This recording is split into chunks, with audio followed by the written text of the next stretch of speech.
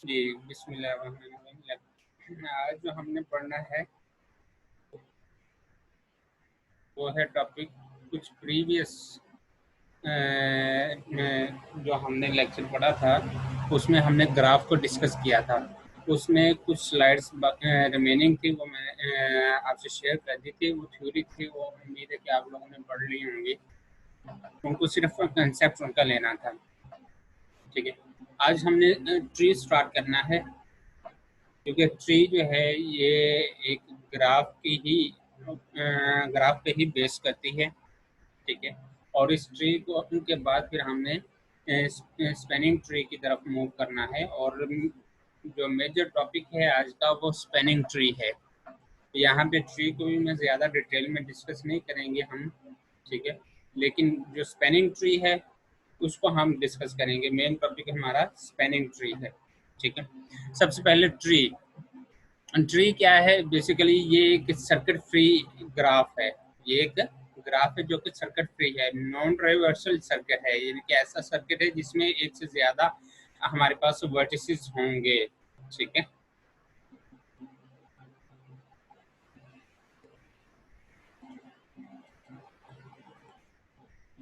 Ji. Tree is a graph is a tree, it is a circuit free and connected. यानी कि एक ऐसा graph जो कि सर्किट फ्री होगा लेकिन वो कनेक्टेड होगा। ठीक है, तो उसको हम ट्री का नाम देंगे। ठीक है, ये सर्किट फ्री होना और कनेक्टेड ग्राफ होना, ये पीछे हम पिछले स्लाइड्स में मैंने शेयर किया है, और पिछले लेक्चर में हमने ये कनेक्टेड ग्राफ के बारे में डिस्कस भी किया था। उसके बाद trivial tree is a graph that consist of a single vertex. यानी कि ऐसा ग्राफ जिसमें सिंगल वर्टेक्स हो, तो उसमें उसको हम ट्रिवल ट्री का नाम देते हैं। ठीक है, एक सिंगल वर्टेक्स हो। ठीक है, empty tree does not have any vertex और एज, तो वो एम्प्टी ट्री है। ठीक है, आप ट्री को डिफाइन कर लेते हैं, लेकिन ट्री के अंदर कोई भी हमारे पास जो ना वर्टेक्स होता है ना ही कोई एज होता है, तो ऐसी ट्री को हम एम्प्टी ट्री का नाम देंगे। Forest for a graph if circuit free, यानी कि एक ऐसा ग्राफ जो कि सर्किट फ्री हो तो उसको हम फॉरेस्ट का नाम देंगे, जिसमें मल्टीपल नोड हो सकते हैं। जिसमें ये नोड है, तो सॉरी, ये हमारे पास एक ये एक हमारे पास एक ऐसा ग्राफ है जिसमें ये, ठीक है, इस तरह का कुछ भी हो सकता है। ये इसके साथ कनेक्ट है, ये इसके साथ कनेक्ट है। ठीक है, जिसमें सर्किट नहीं है। ठीक है, और लेकिन वो ग्राफ है तो उसको हम फॉरेस्ट का नाम देंगे। टर्मिनल वर्टेक्स, किसी भी ट्री के जो लास्ट वाले लीफ नोड है वो टर्मिनल वर्टेक्स कहलाते हैं। जैसे एक ये अगर हमारे पास ट्री है, ठीक है, तो इसके जो लास्ट वाले नोड्स होंगे, ठीक है,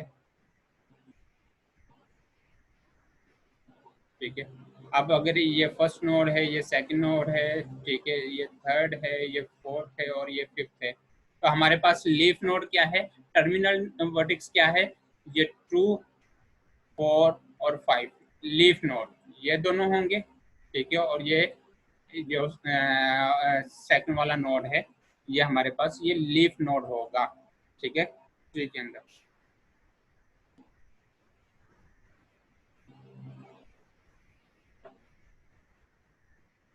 इंटरनल इंटरनल वर्टेक्स जिन जो कि ट्री के अंदर वाले नोड्स होते हैं। यानी कि अगर हमारे पास ये ट्री है, जो लीफ नोड के अलावा जो वर्टेक्सेस होंगे हमारे पास, ठीक है, लीफ नोड के अलावा जो वर्टेक्सेस होंगे, जैसे ये एक है, ये एक है, ये हमारे पास इंटरनल वर्टेक्स हैं। इनकी डिग्री ग्रेटर देन 1 होगी। ठीक है, इनकी डिग्री ग्रेटर देन 1 होगी, ये इंटरनल वर्टेक्स हैं। Any tree having more than one vertex has at least one vertex of degree 1। ये हमें पता है कि अगर उसमें जो भी ट्री है, हमारे पास सपोज कि एक ट्री है जिसमें वर्टेक्स 1 है, ठीक है, और वर्टेक्स 2 है, ठीक है, ये एक ट्री है, इन दोनों के दरमियान एटलीस्ट एक एज होगा। तो वो यही बात कर रहे हैं कि अगर मोर देन वन वर्टेक्स हैं हमारे पास किसी भी ट्री में, तो उन एक वर्टेक्स की जो डिग्री है वो एटलीस्ट 1 होगी, ठीक है।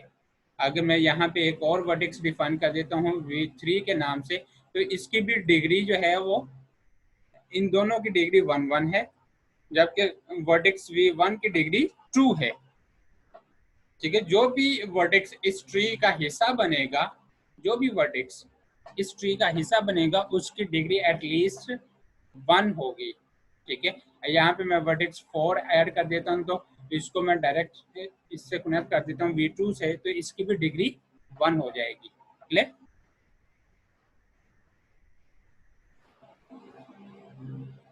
जी, ये लेमा का मतलब ये होता है कि इस थ्योरम आप कह सकते हैं इसको, या रूल कह सकते हैं, ठीक है। If G is any connected graph, C is any non-reversible circuit in G, then one of the edges of C is removed from the G, then graph that remain is connected। यानी कि अगर हमारे पास कोई ऐसा graph है, जैसे suppose के मेरे पास ये एक वर्टेक्स V1 के नाम से है, ठीक है, ये वर्टेक्स 2 है ग्राफ में, ये वर्टेक्स 3 है, ये एक ग्राफ है, ठीक है, और ये ग्राफ कनेक्टेड ग्राफ है, ये कनेक्टेड ग्राफ है, ठीक है। अब कनेक्टेड ग्राफ में से अगर हम किसी एज को रिमूव करते हैं, किसी एज को, इस एज को रिमूव कर देते हैं, तो ये कनेक्टेड ग्राफ फिर भी कनेक्टेड ग्राफ ही रहेगा, क्योंकि हम अगर यहाँ से स्टार्ट करते हैं विजिट करना, तो हम यहाँ से इस तक पहुंच सकते हैं, फिर इस वर्टेक्स से इस वर्टेक्स तक, लास्ट वर्टेक्स तक भी पहुंच सकते हैं। तो ये कनेक्टेड ग्राफ ही रहेगा अगर हम किसी एज को रिमूव भी कर दें। सी एज को रिमूव करने से, किसी एक एज को रिमूव करने से अगर हमारे पास ये ग्राफ कनेक्टेड ही रहेगा, ठीक है, तो हम इसको, ये थ्योरम है, ठीक है, क्लियर। इसमें कोई प्रॉब्लम किसी को? ओके।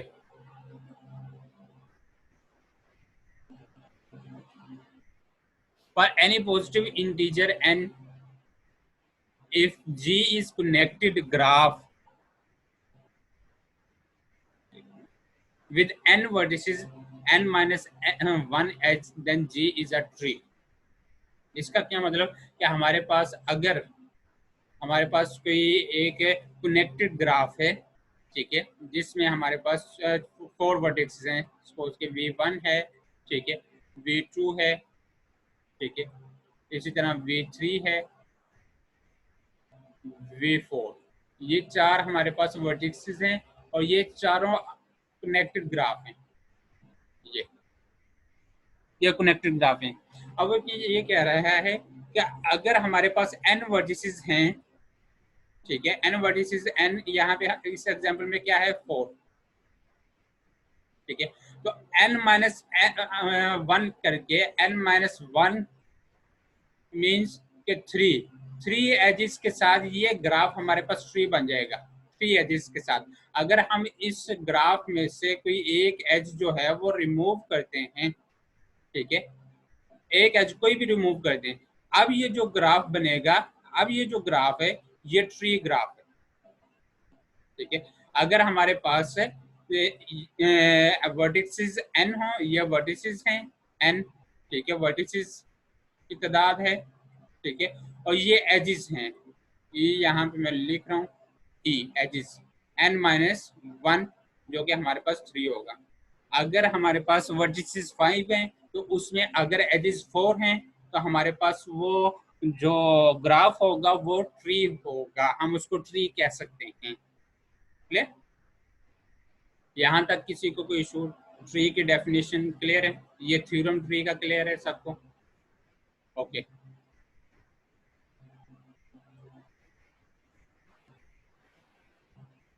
रूटेड ट्री, अ डिस्टिंग्विश वर्जिक्स, यानी कि ऐसे ट्री जिसमें हमारे पास एक ऐसा वर्टिक्स हो जहां जो कि स्टार्ट वर्टिक्स हो, ठीक है, जहां से आगाज हो रहा है। उसके बाद level of vertex is the number of edge along the unique path between it and the root, यानी कि हमारे पास सपोज कि एक ट्री है, वर्टेक्स 1, वर्टेक्स 2, वर्टेक्स 3, ठीक है, इसी तरह वर्टेक्स 4, अब यहाँ पे वर्टेक्स 5 और वर्टेक्स 6, ठीक है, ये हमारे पास है। अब हर वर्टेक्स का लेवल क्या है, डेफिनेशन क्या है, नंबर ऑफ एजेस हमने काउंट करने हैं, नंबर ऑफ एजेस इनके दरमियान, उस वर्टेक्स के दरमियान और रूट के दरमियान। रूट आपके पास क्या है, ये आपके पास रूट है, ठीक है, रूट नोड जिसे कहते हैं, रूट, ठीक है। अब सपोज कि अगर मैंने V5 का लेवल कैलकुलेट करना है, V5 का लेवल कैलकुलेट करना है, इसको अब मैं लिख सकता हूँ लेवल ऑफ V5, ठीक है, ये आपने कैलकुलेट करना है, ठीक है। तो हमने रूट से नंबर ऑफ एजेस कैलकुलेट कर लेने हैं।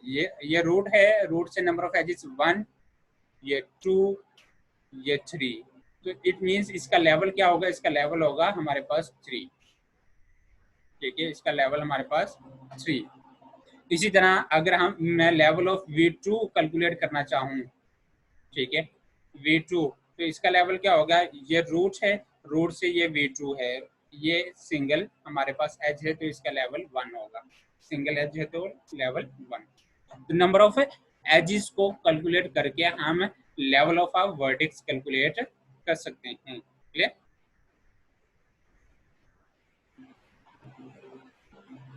ओके, मैं इसको थोड़ा क्लीन कर दूं ताकि नेक्स्ट इसी एग्जांपल में भी ये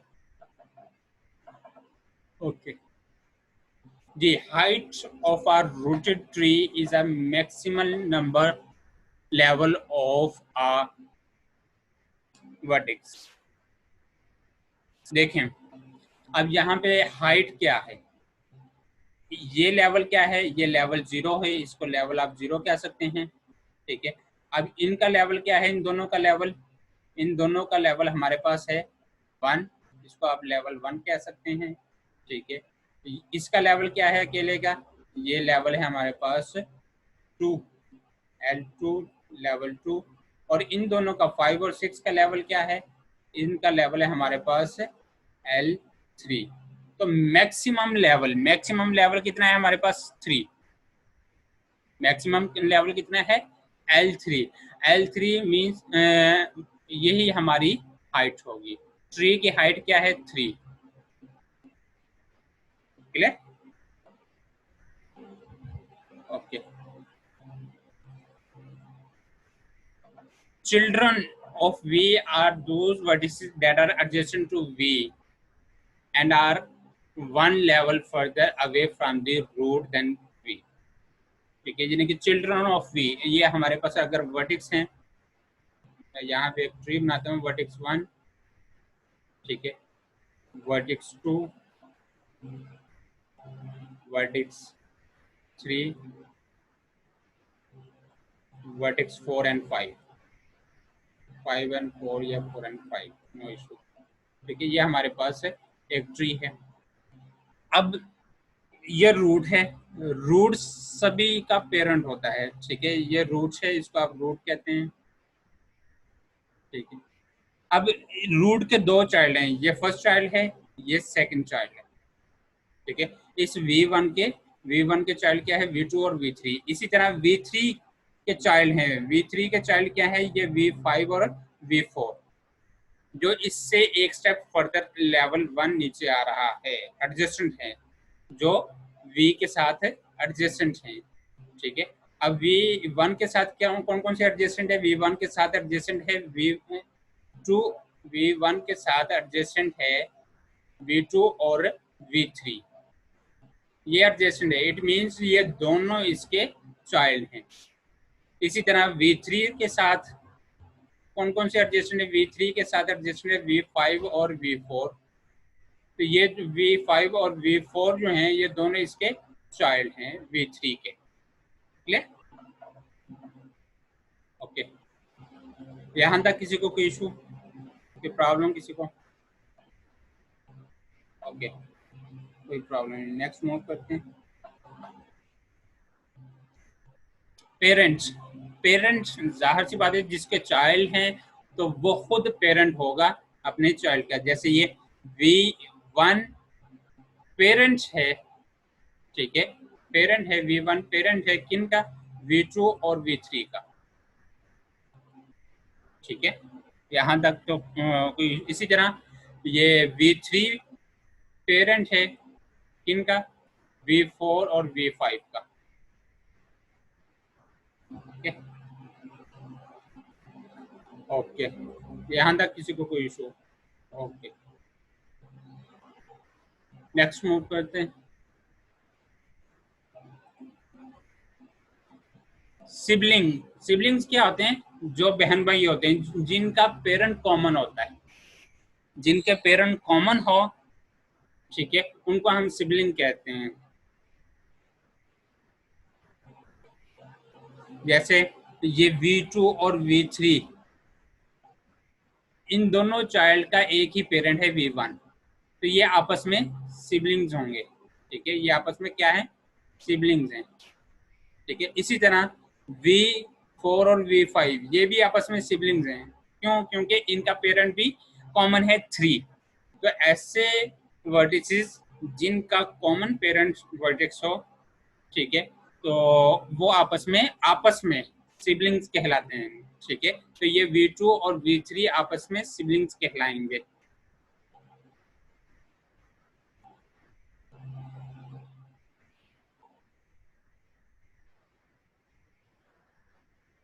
एंसेक्टर और डिसेंडेंट, एंसेक्टर्स क्या हैं कि ऐसे वर्टिसेस जो कि उनसे पहले हैं। जैसे मैं इसको थोड़ा क्लियर करने के लिए इसको बैक करता हूँ, इसकी पहले डेफिनेशन देख लें फिर हम इसकी एग्जांपल की तरफ बैक करते हैं। Vertices V and W, if vertices lie on a unique path between W and root, then V is ancestor of W and W is the descendant of V। अब इसकी एग्जांपल की तरफ आते हैं। ये हमारे पास एक ट्री है, ठीक है, ये हमारे पास सपोज के हमारे पास है W, ठीक है, और ये है V। ठीक है, अब रूट से W की तरफ मूव करना V से होते हुए, दरमियान में V आ रहा है, ठीक है, V1 ये रूट है, मैं यहाँ पे लिख रहा हूँ, रूट ही लिख रहा हूँ V1 की जगह पे, रूट, ठीक है, रूट नोड, रूट वर्टेक्स, उसके बाद फिर आएगा V वर्टेक्स, उसके बाद फिर आएगा W वर्टेक्स। ठीक है, अब रूट से W की तरफ मूव करना, दरमियान में आपको V वर्टेक्स मिलेगा। ठीक है, अब दरमियान में जो V वर्टेक्स मिलेगा, इट मींस कि ये W जो है ये इसका चाइल्ड है V का, ये क्या है, इसका चाइल्ड। ठीक है, और ये W का पेरेंट क्या है, V इसका पेरेंट है। ठीक है, अब जो पेरेंट है, ठीक है, वो हमारे पास एंसेस्टर्स होते हैं। ठीक है, जो पेरेंट है वो हमारे पास क्या होते हैं, एंसेस्टर्स होते हैं। मैं यहाँ पे अब वो लिख रहा हूँ, V हमारे पास क्या है, अब एंसेस्टर्स। ठीक है, V हमारे पास एंसेस्टर्स हैं, जबकि W हमारे पास क्या है, जो कि नीचे आने वाला फर्दर उसका चाइल्ड, जो पेरेंट का चाइल्ड होता है वो डिसेंडेंट होता है।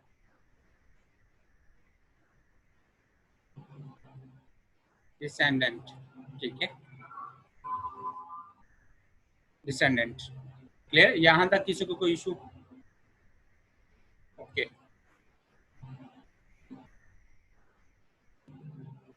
ये इसकी एग्जांपल थी, हमने एग्जांपल के जरिए देख लिया। उसके बाद ये ट्री है, इसमें वो सारी की सारी एग्जांपल्स यहाँ पे मेंशन है। ये लेवल्स है, इसका लेवल 0, 1, 2, 3 एंड 4। इट मीन्स इस सारी ट्री की हाइट क्या है, हाइट इसकी है 4।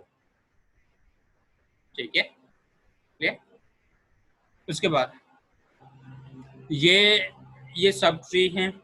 ठीक है, ये जो ग्राफ है इस यहाँ पे एग्जांपल में मेंशन है कि vertices in close in region are descendant of you.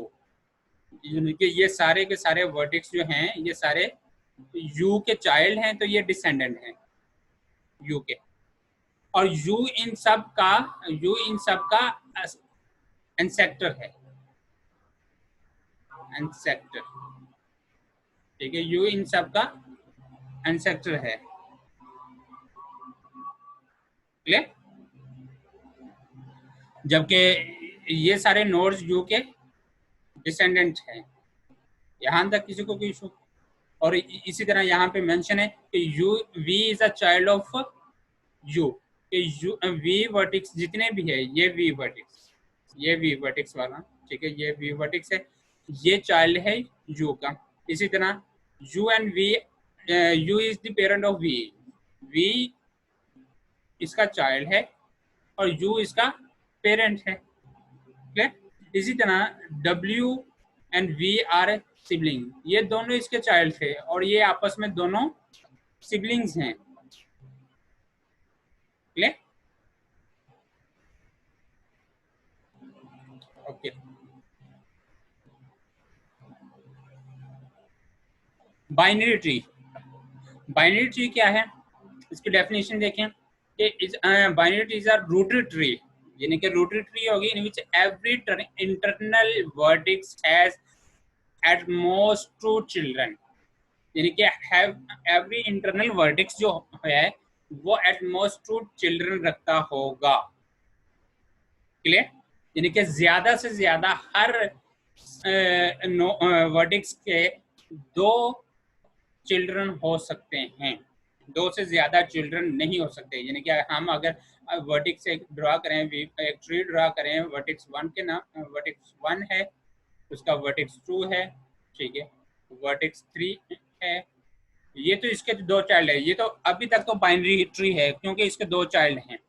लेकिन यहाँ पे अगर मैं एक और चाइल्ड ड्रा कर दूं तो ये बाइनरी ट्री नहीं रहेगी, क्योंकि बाइनरी ट्री की डेफिनेशन क्या है कि हर वर्टेक्स के ज्यादा से ज्यादा जो चाइल्ड हो सकते हैं वो 2 हो सकते हैं। ज्यादा से ज्यादा सिंगल चाइल्ड भी हो सकता है, लेकिन ज्यादा से ज्यादा मैक्सिमम चाइल्ड कितने हो सकते हैं, वो 2 हो सकते हैं। 2 से ज्यादा चाइल्ड नहीं हो सकते, क्लियर। तो ऐसी ट्री को हम बाइनरी ट्री का नाम देंगे। Each child in a binary tree is either left child और राइट चाइल्ड। जैसे ये हमारे पास अगर रूट है, रूट का ये लेफ्ट चाइल्ड है और ये राइट चाइल्ड है, ठीक है। अभी तक इस लेवल तक अभी तक बाइनरी ट्री है, ठीक है।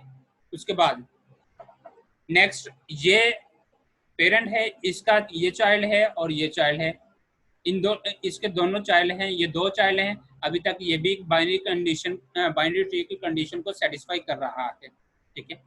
उसके बाद ये इसका एक ही चाइल्ड है, इस पेरेंट का एक ही चाइल्ड है, ठीक है। तो ये भी बाइनरी ट्री की कंडीशन को फॉलो कर रहा है। बाइनरी कंडीशन, बाइनरी ट्री की कंडीशन क्या है कि मैक्सिमम 2 चाइल्ड होने चाहिए, मिनिमम 1 भी हो सकता है, ठीक है। तो ये एक चाइल्ड है तो ये भी कंडीशन ट्रू है, ठीक है। उसके बाद internal vertex has at most 1 left and 1 child, यानी कि एक लेफ्ट साइड पे चाइल्ड हो सकता है, एक राइट साइड पे चाइल्ड हो सकता है, क्लियर। और जो इंटरनल नोड्स की सब ट्री है, इसको आप सब ट्री भी कह सकते हैं।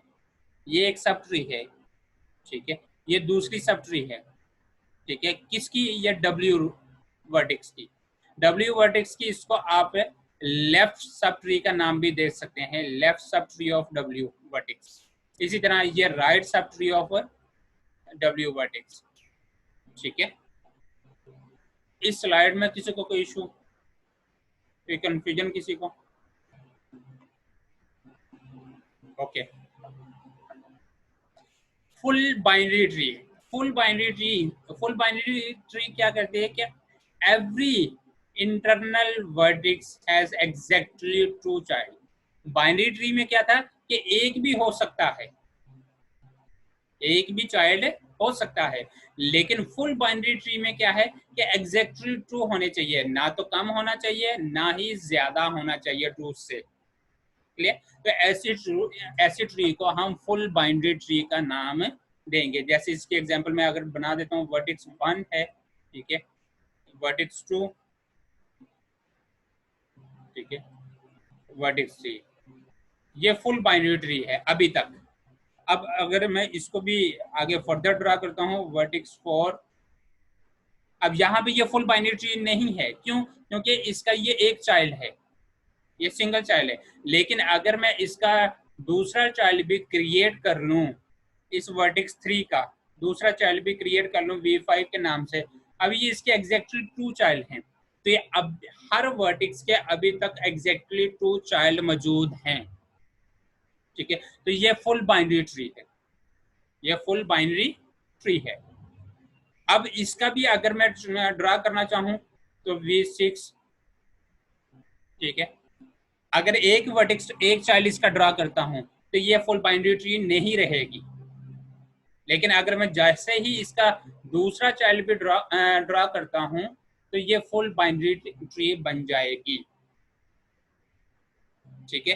तो फुल बाइनरी ट्री की कंडीशन क्या है कि हर इंटरनल नोड के एग्जैक्टली ट्रू चिल्ड्रन होने चाहिए, ना 2 से लेस हों और ना ही 2 से ज्यादा हों।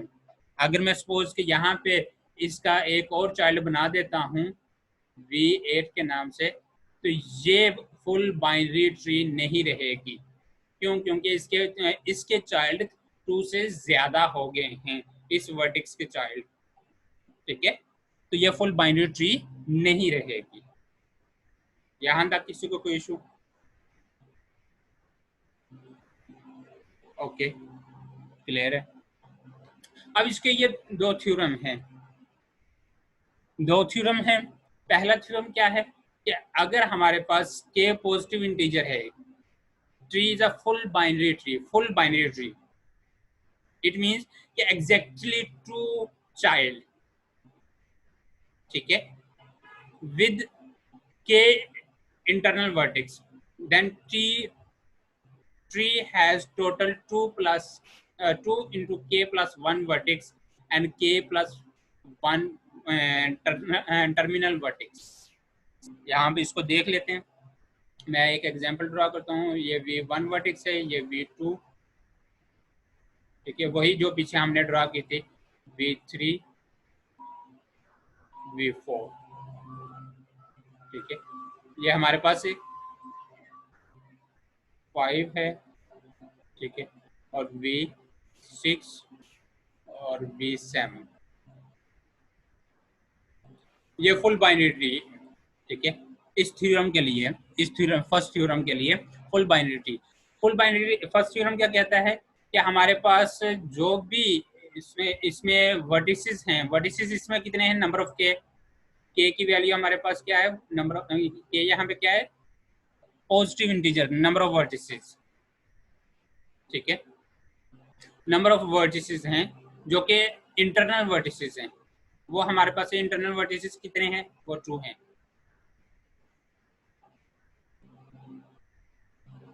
ठीक है, ये 2 हैं।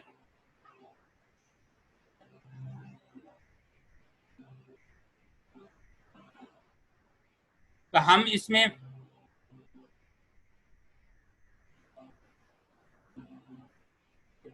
एक मिनट,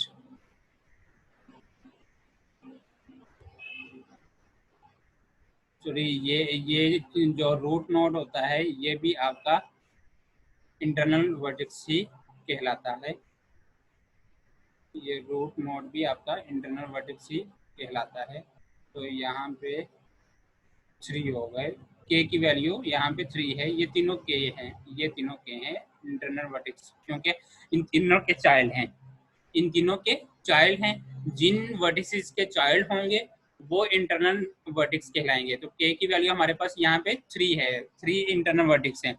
अब देखते हैं टोटल ट्री के अंदर कितने वर्टिसेस हैं, वो हम कैलकुलेट कर सकते हैं। इस पूरी ट्री के अंदर टोटल वर्टिसेस, उसके लिए फार्मूला ये है, ये टोटल वर्टिक्स कैलकुलेट करने के लिए 2 इंटू के की वैल्यू है 3, ठीक है, प्लस 1, ठीक है। यहाँ पे कोई प्रॉब्लम है शायद,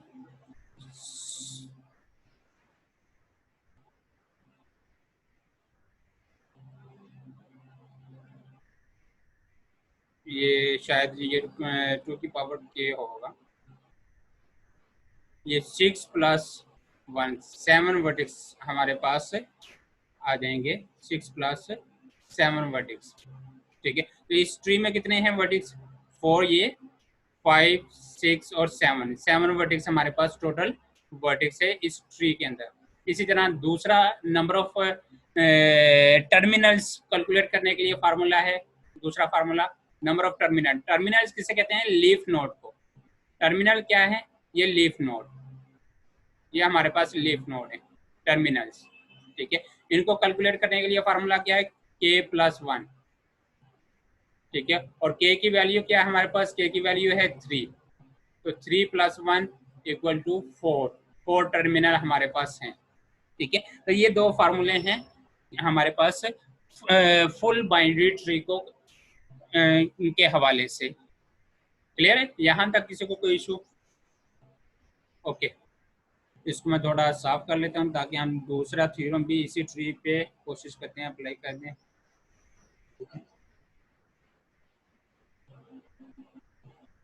जी, थ्योरम नंबर 2, उसको देखें अब।